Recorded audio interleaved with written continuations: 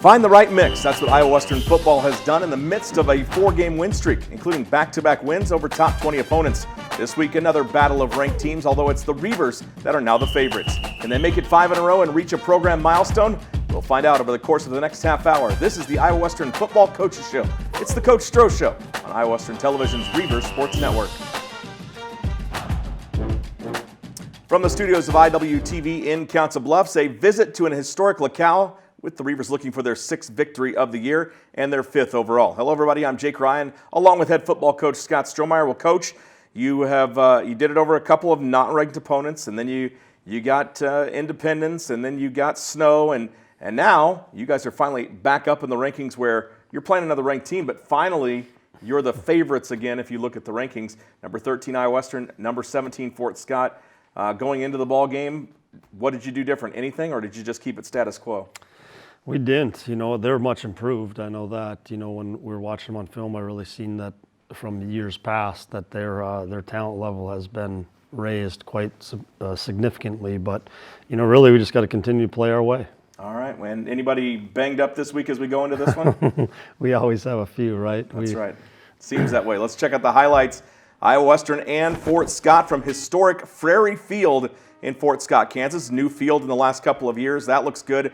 But the facade that we got to sit in, pretty nice. Brian Sneed, he starts off like a house on fire. Good run up the middle against Fort Scott. And they look like maybe they were going to give up some huge yardage on the day. Yeah, first two, and probably should have continued to pound it there. But, we got a first down. We ended up punting it away. Kind of getting our groove or getting into the game. Fort Scott gets the ball back. Their quarterback, Rayvon Bartlett, introduces himself to the dark side, not really the way you want to go. And then deep in your own territory, pass out to Deshaun Stoudemire. Nice move for Deshaun, and then gets slung down out of bounds. But again, you guys sputter out on the drive. Yeah, we had that one first down, and then we had to punt, and now they got field position. But we hurt ourselves in the first two with penalties on special teams. They have a couple of speedy backs. One of them right here is Alex Henry, I believe his name is, and he gets going. So they go for the field goal attempt. John Zilgo punches it through. Got a little bit extra benefit from that wider high school upright, but they go up 3-0.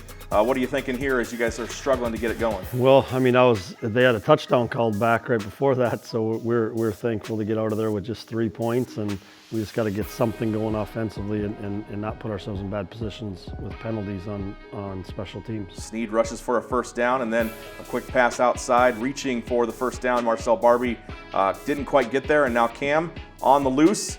Good to see Cam get going, and nice job sliding under the would-be tackler there. You gotta, as a coach, you breathe a sigh of relief when plays like that happen, don't you?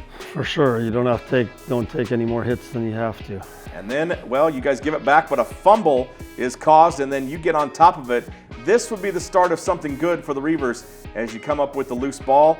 Again, plus in the turnover ratio on the season, and it's mostly because of those fumbles that you guys have caught up with. Well, for sure. I mean, it was good. We got a short field and complete that one to Javante to give us the lead. Yeah, first touchdown of the year for Richardson, and then on the ensuing kickoff, the ball's loose again. Fitzroy Gardner coming up with it as he pounces on the ball, and you guys have another fumble recovery. Cam gets out of trouble, and then this is what you want to see him do, isn't it? Make some plays where there wasn't a play to be made. For sure. Get something out of. We really didn't have anything there. Throws it down to the corner. Blaha gets in range, and then you hand off to, well, let's just call him the wrecking ball. Brian Sneed pounds it into the end zone for his touchdown, his first touchdown of the day. And then let's do it. Is this a replay? No, it's the next kickoff. And again, the ball is loose. That's the one that Fitzroy got on top of. So 3 straight plays for Fort Scott with the ball in their hands and 3 straight turnovers. And then Brian Sneed back to work.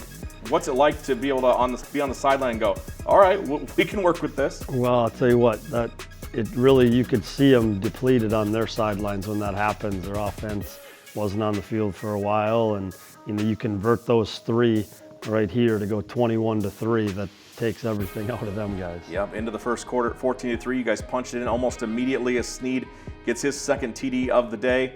Now it's 21-3, and you can kind of see maybe the wind out of the sails a little bit. A team that only scored 7 points the week before against Butler. Yeah, I mean, like I said, it was huge. Like they scored a touchdown early. It was called back. They have a 3-0 lead, and our defense is rested up now. And you take a team the life out of them. That ball came loose again, but it was down on the play, and now it's back to work for the Reaver O. Zion Perry, man, if he could just stay in bounds, you see him with the long jump. Maybe he'll be trying out for Coach Marshall's track squad in the spring with that high jump, I guess, that he just did. Well, he's a pretty good track guy. In high school, he was. I think he was like a 10.600 at, or I think when he was at Central Missouri. It's about what you and I ran, right? Yeah, maybe. I don't know. Rayvon Bartlett, still their QB, still trying to make things happen. Nice play down the side. And how about Giles wide open, catching up with him as Zion Williams, but you don't want to leave guys like that wide open, especially still trying to build on that lead. No, and we did a great job of Kenny stripping it there, but Giles is a good player, and he's going to get some catches, but you got to limit him. Yeah, Kenny Wilkins ripping the ball away. You guys don't score on that takeaway, but you do take the ball away when they were down inside your territory. And again, there's just the pressure coming from the defensive line. You see the low snap, and Bartlett lucky to get the ball back. Yeah, and once that quarterback has to take his eyes off his read and down to get a bad snap, we're usually in pretty good shape because we're going to get there. Avery Habas making the hit. It is third and very close, and you guys, not letting that happen. Actually, that was fourth down and short, but they run the wrong way. You get the ball back, and how about going to work right away? Yeah, we missed a block there, but it was good. They missed the tackle, and again, a short field that we gotta be able to at least use some of the clock. So you do use some of the clock, forced to kick it away. They'll go with the short field, and how about that pass? Man, dropped by David Owens. He had it in his mitts, and then they're forced to punt. How about the big block coming the other way? Well, it was crucial. He lost it in the sun, but they get it's 21-3. They get to now they get a chance to score, but they drop it, and then we block the punt to really try to get it up now to 28. So you go to work, and Cam sees some daylight, and he takes it, bursts into the end zone. Second touchdown of the year rushing for Cam Thomas, and right then it's 27-3. And there's some dance moves maybe we'll see at the Halloween dance on Thursday night. No, we see too many of those dance moves pre-game. So 28-3 as you approach halftime. Bartlett trying to make something happen, and he gets to the outside. So clock stops, still on their feet. Pressure coming again. Giles tries to leap over, man. Nice job by Habas grabbing his foot to bring him down. Well, and again, I think the play before they had a touchdown called back, and they came back with the same play, and then we get a big tackle for loss. Perrion Winfrey, good to see him back. There's Travis interviewing you at halftime. So you're through 30 minutes of football, 28-3. You're leading the turnover battle. The offense wasn't playing great, but still you've got 4 touchdowns on the board. Short fields, and I thought, we didn't really sustain any drives, but, when, again, you don't have to. If you get the ball in short fields, you got to convert, and if you do, you're sitting 28 points, and they got a long ways to go to get back. Absolutely. Fumbles galore in the first half of play. The Reavers have got 30 more minutes of football ahead of them. Can they outrace the Greyhounds? Well, we'll find out when we come back with more Stroh Show right after this on the Reaver Sports Network and Iowa Western Television.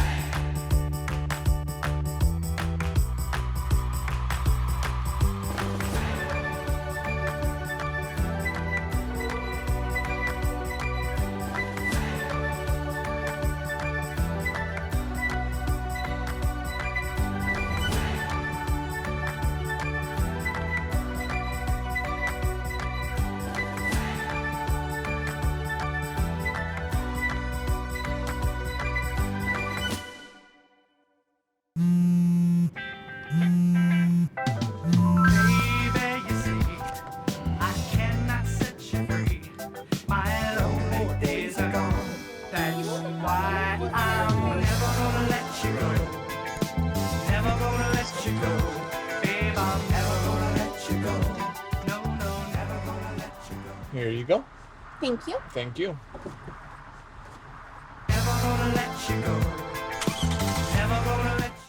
From the IWTV studios, I'm Jake Ryan, along with the head coach of the Iowa Western Reavers, Scott Stroh. Coach, we talked about it, the offense not looking fantastic, but you still got 28 points on the board.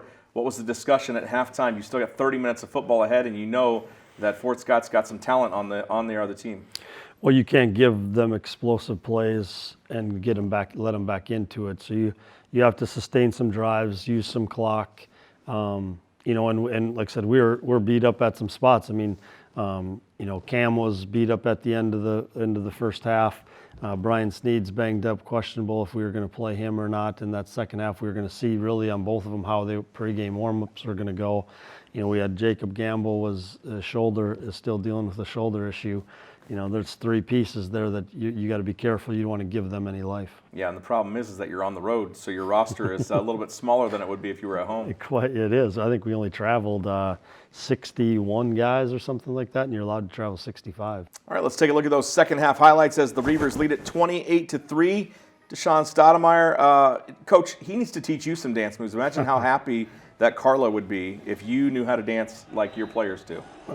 No, I don't need to learn no dance moves. Almost TD getting a tackle for loss, and then, well, a little bit of open space for Fort Scott. Nice job here by Avery Hobbs with the pursuit, brings him down. Could have been worse on that play, let's put it that way. He's a good little player. We recruited him, I think John Oliver, but he goes by Moo Moo. Oh.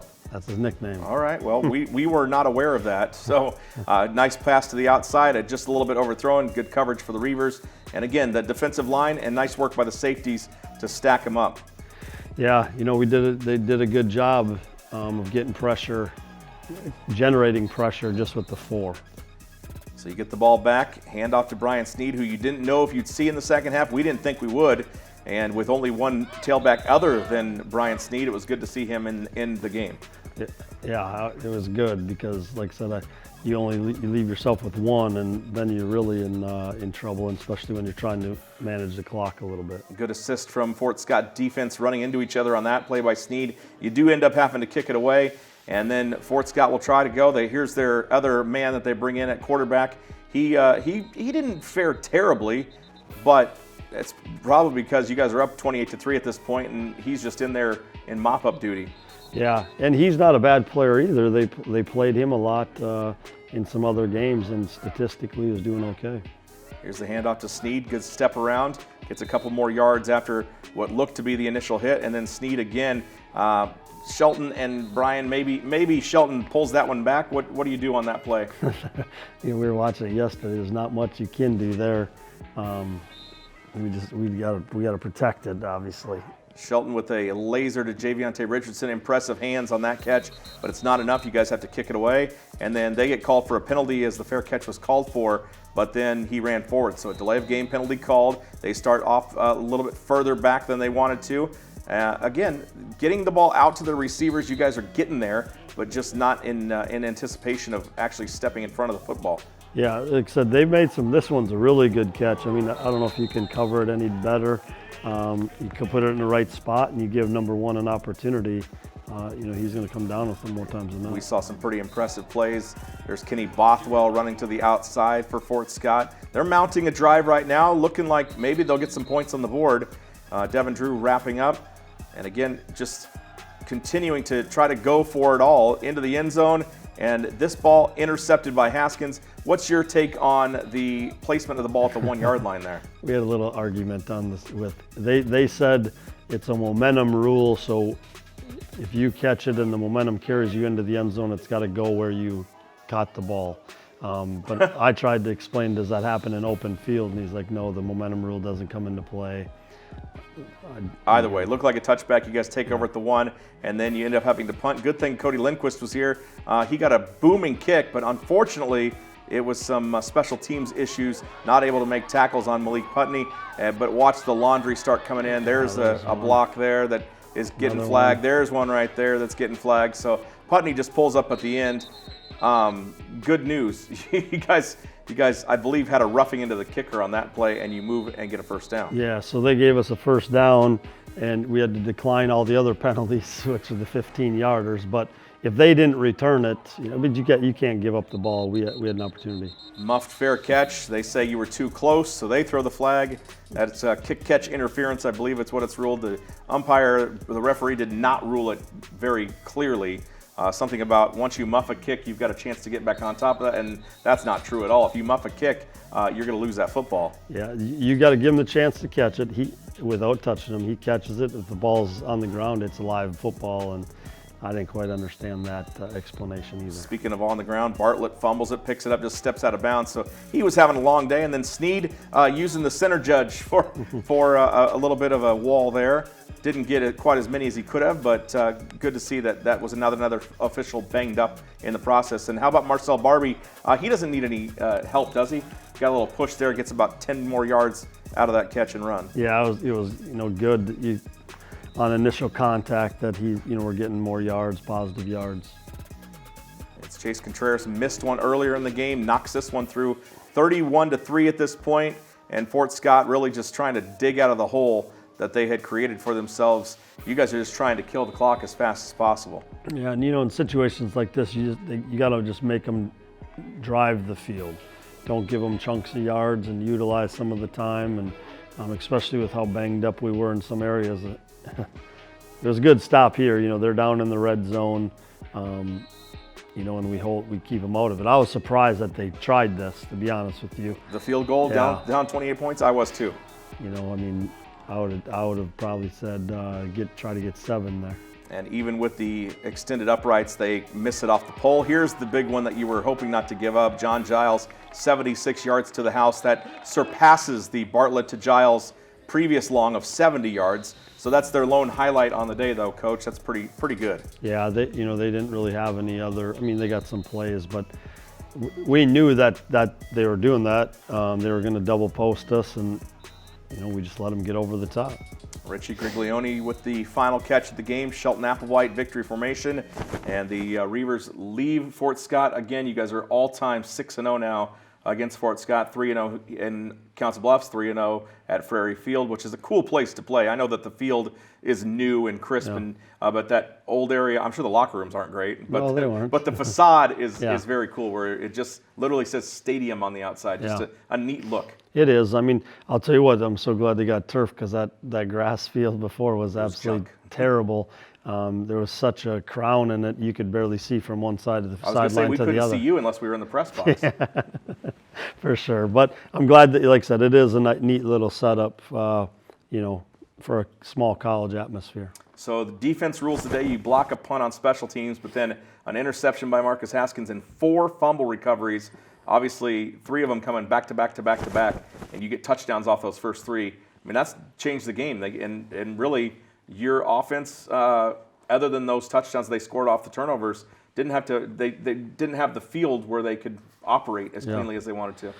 Well, like I said, take advantage of it. It's good to get those turnovers. We had 2 on kickoff return or kickoff, and they fair caught every kick after that. Yeah. So that changes. That's an opportunity for a big chunk of yardage to gain for them, and we held them out of that. So, and then the second half, like I said, we were really conservative with our injury situation offensively. But I wish we could have sustained some drives a little bit better. How much does that have to do with the fact that you're taking on Butler this week? Well, you didn't have to do anything. For sure. Maybe a little bit. But I think regardless of who we were going to play, we just couldn't afford to get anybody else dinged, to make it through this game. And so it's challenging because, like I said, you want to do some other things, but when we're playing so well, and you don't want to give them a cheap one, a pick six, or take a chance on something. So we're really conservative. Well, defense, of course, has set the table for Iowa Western football for better than a decade now, and the Reavers have become a premier JUCO program on the backs of Iowa guys. One of them from just up the road joins us next. Neola, Iowa's Ben Sorensen sits down with Adam Ireland right after this. More of the Stroh Show coming up next on the Reaver Sports Network and IWTV.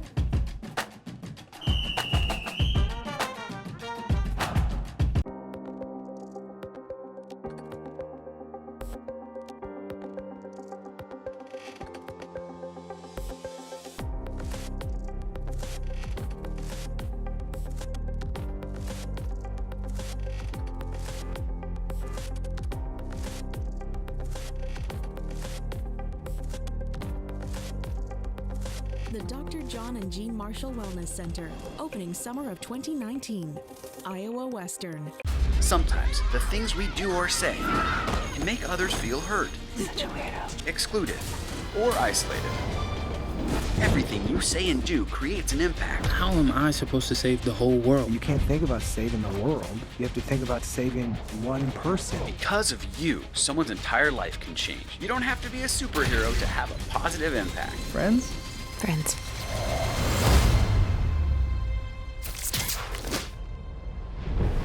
From the studios of Iowa Western Television, this is the Coach Stroh Show. I'm Adam Ireland. In the Reaver Athletic Performance Center, there's a wall dedicated to state of Iowa products that have helped the Reavers reach the next level and in the process have helped themselves too, also reach the next level. Joining me now is Ben Sorensen. Thank you for being on the show.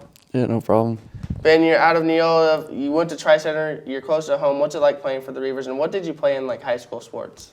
In high school sports, I played basketball, soccer, track, and golf, as well as football. And what else did you want? What made you choose Iowa Western and help you decide, and how did you hear about them? Did anybody reach out to you? Coach Stroh recruited me out of high school, and it was really close, so I knew about Iowa Western, and I kind of wanted to go D1 after high school. And then on Saturday against Fort Scott, you had 2 sacks for a loss of 18. What goes through your mind when you run out onto the field and just play? Do you just play, or do you have something that you try to achieve every time a play goes? Obviously, I want to get a sack every play, but it doesn't always happen. I just try to go as hard as I can all the time. And then in practice, what do the coaches say to keep your head straight in the game? What is something that stressed to you to in practice for games coming up and preparing for the weekend? Coach Terry's been telling us we need to get in better shape lately and run to the ball every play. Is there anything else other than running to the ball? Is there different moves you guys have to do to get past offensive linemen, or anything you guys practice specifically? We practice our get-offs every day and our chop club and our double swipe. What is the main objective for the Reaver dark side and specifically the dark side linemen every game? We want to be a main contributor on defense and just try to take over the game as much as possible. What are your plans going after Iowa Western? Right now, I'm not really sure. I'm just trying to work as hard as I can to create as many opportunities as possible. I know it's kind of a repetitive question, but what do you find yourself after, what are you doing now to prepare yourself for after Iowa Western? I'm just working as hard as I can in the weight room and on the field. And then the last question, what are you doing to prepare for Butler? We're practicing and just the same thing we do every week, I guess. What goes into preparing for each team? What do you guys have to do as a team to prepare for them, and what goes into it? We scrimmage a lot in practice, and we practice our get-offs and all our moves for the D-line stuff.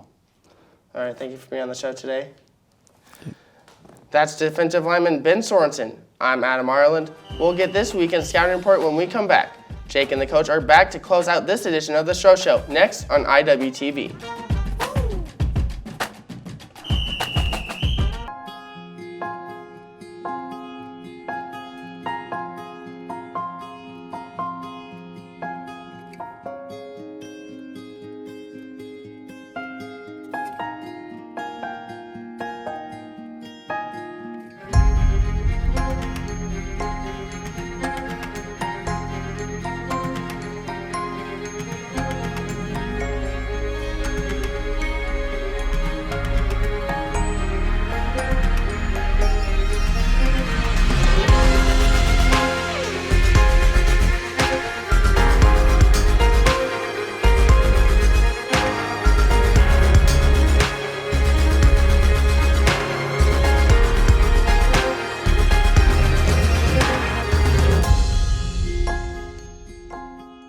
Schedule your campus visit today.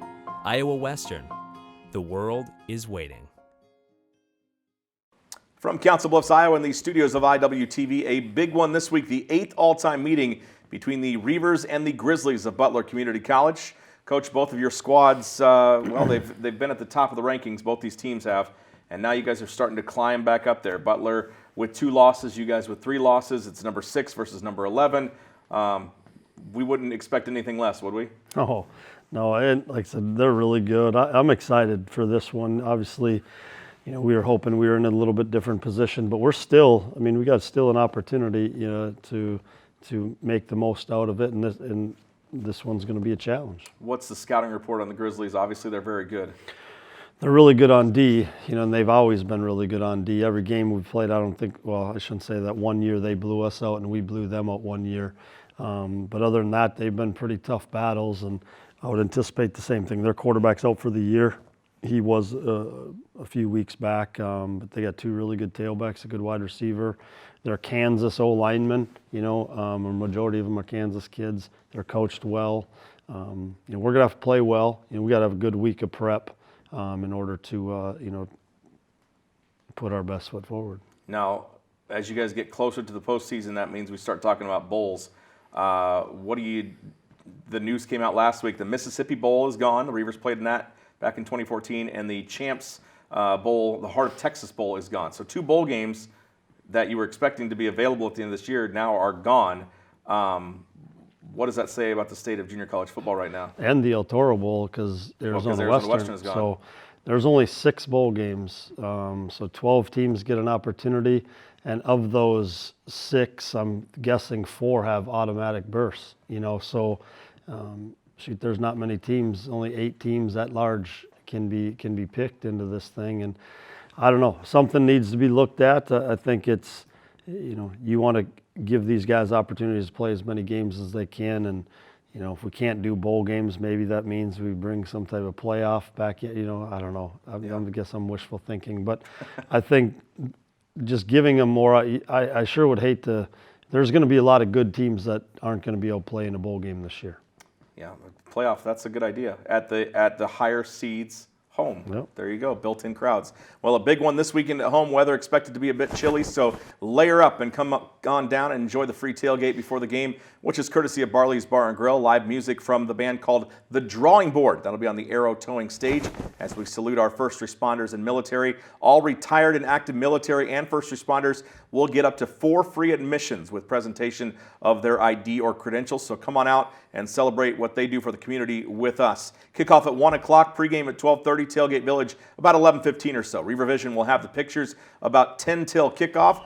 We thank you again for tuning in today, and of course, thanks to the IWTV crew and Iowa Western media students for helping to make this week's show possible. If you want to be part of the awesome things that are done here, well, make sure you log on iwcc.edu, search for Media Studies. You can also call Dave Charrington or email dcharrington@iwcc.edu. He's the guy behind the scenes for what it takes to start your career in sports and, of course, regular media, too. For Reaver Football's Scott Strohmeyer and Ben Sorensen and IWTV's Adam Ireland, I'm the voice of the Reavers, Jake Ryan, reminding you to wear your blue, be loud, and cheer for your Iowa Western Reavers. We'll talk to you on game day. Go Reavers.